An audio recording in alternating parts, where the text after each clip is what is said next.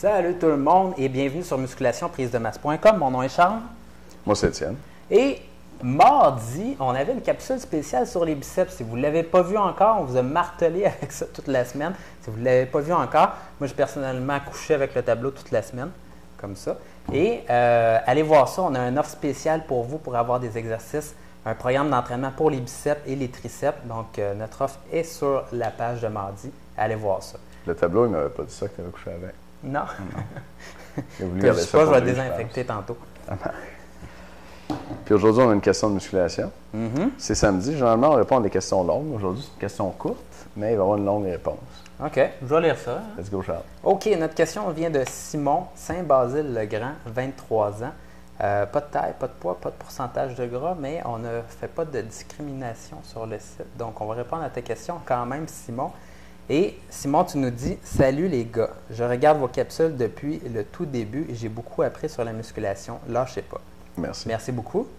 Ma question, est-ce vraiment nécessaire de prendre des suppléments de BCAA avant ou après l'entraînement pour aider la prise de masse musculaire? Excellente question, Simon. Étienne, qu'est-ce que tu en penses? All right. Ben, j'en pense que non, c'est pas vraiment nécessaire du tout d'en prendre avant ou après l'entraînement pour aider la prise de masse musculaire. Les BCAA, à mon avis, là, c'est un supplément parmi plusieurs autres à propos duquel il y a beaucoup de marketing, mais pas beaucoup de réflexion critique ou d'études scientifiques, en tout cas, qui valident l'utilisation des BCAA. C'est sûr que la compagnie qui en vend veut que vous pensiez que c'est bon, que le vendeur qui vous les vend vous dit que ça marche en tabarnouche. Sauf que quand on regarde la recherche, il n'y a pas grand-chose derrière ça.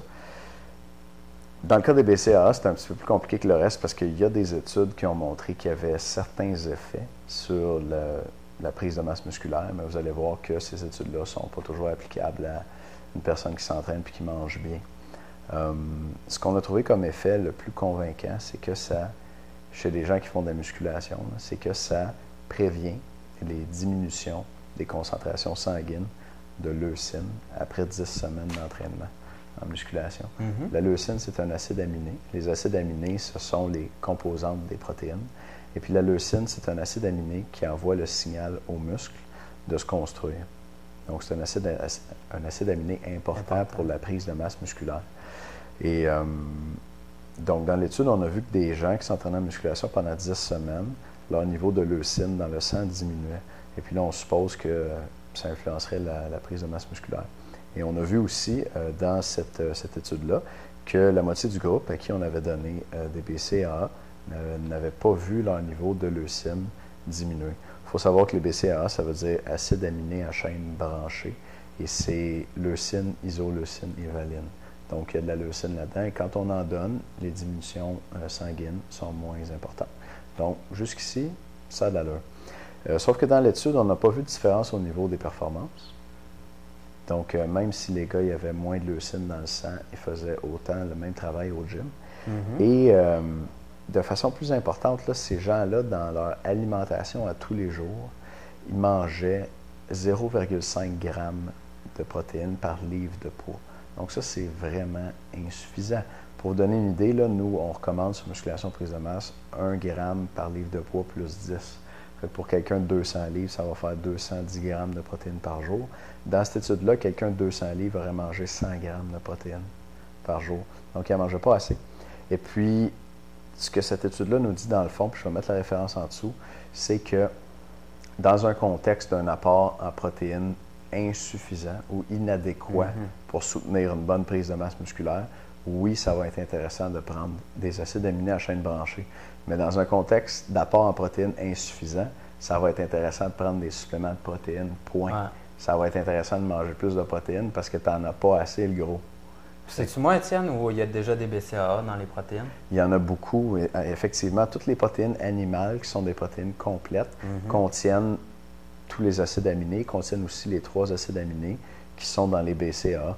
Et ils en contiennent, selon les sources, là, de 18 à jusqu'à 30 % à peu près. Okay. La protéine de petit lait, le whey, qui est très populaire, contient de 23 à 25 % de BCAA.